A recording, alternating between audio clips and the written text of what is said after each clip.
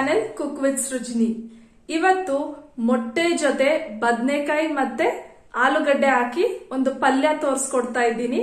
So ಈ ಪಲ್ಯನ ಹೇಗ್ ಮಾಡೋದು ಅಂತ ಅನ್ಬಿಟ್ಟು ನೋಡೋಣ. ಸ್ಟವ್ ಹಚ್ಚಿ ಬಾಣಲಿ ಇಟ್ಟು ಸ್ಟವ್ನ ಸಿಮ್ಮಲ್ಲಿ ಇಟ್ಕೊಂಡು ಬಾಣಲಿ ಕಾದ್ಮೇಲೆ 8ರಿಂದ 10 ಸ್ಪೂನ್ ಆಗೋಷ್ಟು ಎಣ್ಣೆ ಹಾಕ್ಕೊಳ್ಳಿ. ಎಣ್ಣೆ ಕಾದ್ಮೇಲೆ ಸಾಸಿವೆ ಹಾಕಿ, ಸಾಸಿವೆ ಸಿಡ್ದಾದ್ಮೇಲೆ ಕಟ್ ಮಾಡಿಟ್ಕೊಂಡಿರೋ ಒಂದು ಈರುಳ್ಳಿ, 5 ಹಸಿಮೆಣಸಿನ್ಕಾಯಿ ಮತ್ತು ಕರಿಬೇವು ಸ್ವಲ್ಪ ಹಾಕ್ಕೊಂಡು ಈರುಳ್ಳಿ ಗೋಲ್ಡನ್ ಬ್ರೌನ್ ಆಗೋವರೆಗೂ ಫ್ರೈ ಮಾಡಬೇಕು. ಈರುಳ್ಳಿ ಗೋಲ್ಡನ್ ಬ್ರೌನ್ ಆದಮೇಲೆ ಸಿಪ್ಪೆ ಬಿಡಿಸಿ ಕಟ್ ಮಾಡಿಟ್ಕೊಂಡಿರೋ 2 ಆಲೂಗಡ್ಡೆ ಹಾಕಿ ಮಿಕ್ಸ್ ಮಾಡಿಕೊಂಡು ಲಿಡ್ ಕ್ಲೋಸ್ ಮಾಡಿ ಒಂದು 2ರಿಂದ 3 ನಿಮಿಷ ಬೇಯಿಸ್ಕೊಬೇಕು. ಆಲೂಗಡ್ಡೆ ಒಂದು ಅರ್ಧ ಬೆಂದಿದ್ರೆ ಸಾಕು.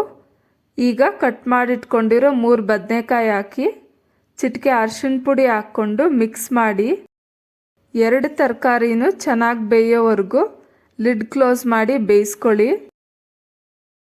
3ರಿಂದ 4 ನಿಮಿಷ ಆದಮೇಲೆ ಲಿಡ್ ಓಪನ್ ಮಾಡಿ ರುಚಿಗೆ ತಕ್ಕಷ್ಟು ಉಪ್ಪು ಹಾಕಿ ಇನ್ನೊಂದು ಸ್ವಲ್ಪ ಹೊತ್ತು ತರಕಾರಿಗೆ ಉಪ್ಪಿಡಿಯೋವರೆಗೂ ಮಿಕ್ಸ್ ಮಾಡಿ ಬೇಯಿಸ್ಕೊಬೇಕು.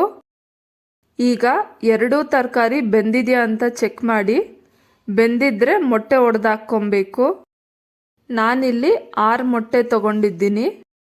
ಎಲ್ಲ ಮೊಟ್ಟೆನೂ ಒಡೆದಾಕ್ಕೊಂಡಾದ್ಮೇಲೆ ಮಿಕ್ಸ್ ಮಾಡಿ ಮೊಟ್ಟೆ ಬೇಯೋವರೆಗೂ ತಿರುಗಿಸ್ಕೊಡ್ತಾ ಇರಬೇಕು.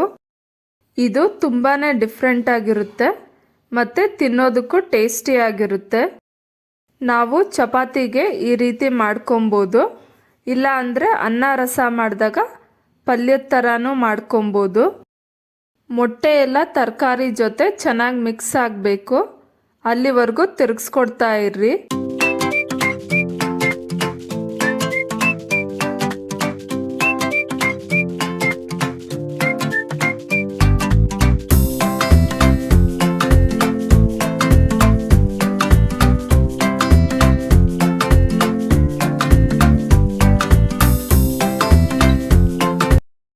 ಈಗ ಧನಿಯಾ ಪುಡಿ 1 ಸ್ಪೂನ್ ಮತ್ತು ಕಟ್ ಮಾಡಿಟ್ಕೊಂಡಿರೋ ಕೊತ್ತಂಬರಿ ಸೊಪ್ಪು ಹಾಕಿ ಮಿಕ್ಸ್ ಮಾಡಿ ಒಂದು 2ರಿಂದ 3 ನಿಮಿಷ ಮೊಟ್ಟೆ ಚೆನ್ನಾಗಿ ಬೇಯೋವರೆಗೂ ಬೇಯಿಸ್ಕೊಬೇಕು.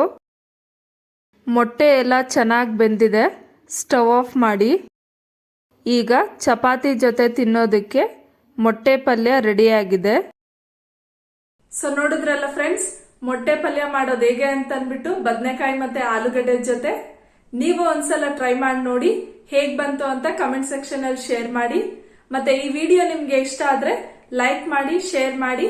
ಪ್ಲೀಸ್ ನನ್ನ ಚಾನೆಲ್ಗೆ ಸಬ್ಸ್ಕ್ರೈಬ್ ಮಾಡಿ. ಮತ್ತೆ ನಾನು ಇನ್ನೊಂದು ರೆಸಿಪಿ ಜೊತೆ ನಿಮ್ ಮುಂದೆ ಸಿಗ್ತೀನಿ. ಅಂಟಿಲ್ ದೆನ್, ಬಾಯ್ ಬಾಯ್.